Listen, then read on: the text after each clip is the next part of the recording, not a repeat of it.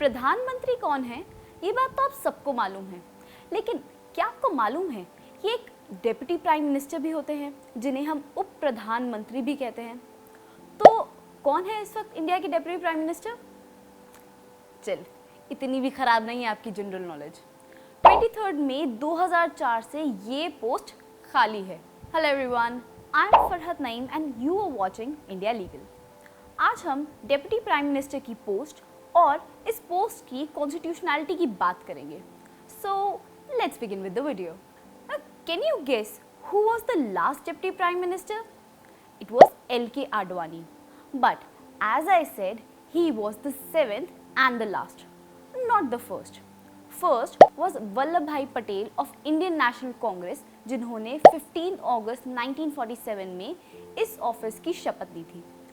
Vallabhbhai Patel was the longest serving deputy prime minister of India and he served till his death in 1950.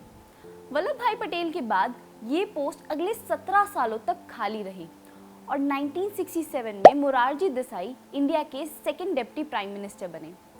Interesting चीज़ ये है कि 1947 से आज तक किसी भी डिप्टी प्राइम मिनिस्टर ने अपना फुल टर्म इस ऑफिस में पूरा ही नहीं किया और आज़ादी से अब तक ये ऑफिस कुछ कम 10 साल तक ही ऑक्यूपाइड रहा है।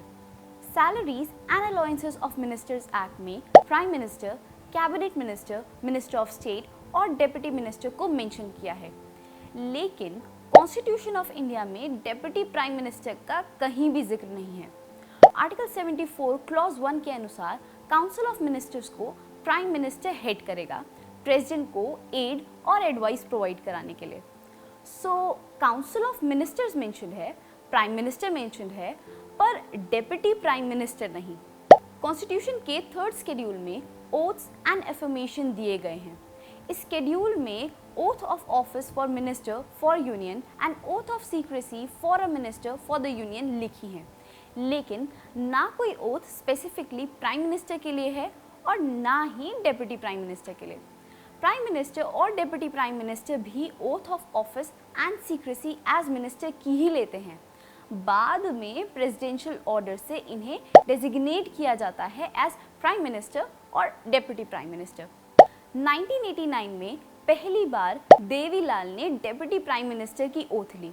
उस टाइम प्रेसिडेंट आर वेंकटरमन थे, वो तो मिनिस्टर की ही ओथ दिला रहे थे, लेकिन देवीलाल जो वीपी सिंह की गवर्नमेंट से थे उन्होंने डिप्टी प्राइम मिनिस्टर की ओथ ली। अब हिस्ट्री तो बन गई, लेकिन इनकी अपॉइंटमेंट को के.एम. शर्मा ने चैलेंज किया in the case of KM. Sharma versus Devilal. KM. Sharma ने ये क्लेम किया कि जो ओथ देवीलाल ने ली है वो प्रिस्क्रिप्शन ऑफ द कॉन्स्टिट्यूशन के अकॉर्डेंस में नहीं है। सोली सोराब जी जो उस वक्त अटॉर्नी जनरल थे, उन्होंने आर्ग्यू किया कि ओथ यानी शपथ के 2 पार्ट्स होते हैं, डिस्क्रिप्टिव और सब्सटैंशियल, और अगर सब्सटैंशियल पार्ट सही है तो एक ज़रा सी गलती डिस्क्रिप्टिव पार्ट की ओथ को वॉयलेट नहीं करेगी। ओथ का सब्सटैंशियल पार्ट है कि ओथ जो ले रहा है वो कॉन्स्टिट्यूशन ऑफ इंडिया पर फेथ रखे, यकीन रखे और वो इंडिया की सॉवरेनिटी और इंटेग्रिटी को अपहोल्ड करे। कोर्ट ने हेल्ड किया कि Devilal member of council of ministers में आता है और ओथ की डिस्क्रिप्शन में डिप्टी प्राइम मिनिस्टर बोल देने से उन्हें कोई प्राइम मिनिस्टर्स की पावर नहीं मिल जाती। इस वजह से ये नहीं कहा जा सकता कि जो ओथ उन्होंने ली है डिप्टी प्राइम मिनिस्टर की वो प्रिस्क्रिप्शन ऑफ कॉन्स्टिट्यूशन के अकॉर्डेंस में नहीं आता। एट प्रेजेंट ऐसा कोई सेट प्रेसिडेंट नहीं है डिप्टी प्राइम मिनिस्टर या डिप्टी सीएम के अपॉइंटमेंट के लिए। 2002 में एल.के. आडवाणी जो वाजपेयी गवर्नमेंट से ऑलरेडी होम मिनिस्टर थे, उन्हें डिप्टी प्राइम मिनिस्टर की पोस्ट पर एलिवेट कर दिया गया था थ्रू अ प्रेसिडेंशियल नोटिफिकेशन।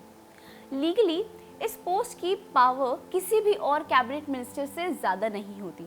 इनकी सैलरीज और एमोल्यूमेंट्स भी मिनिस्टर जैसे ही होते हैं।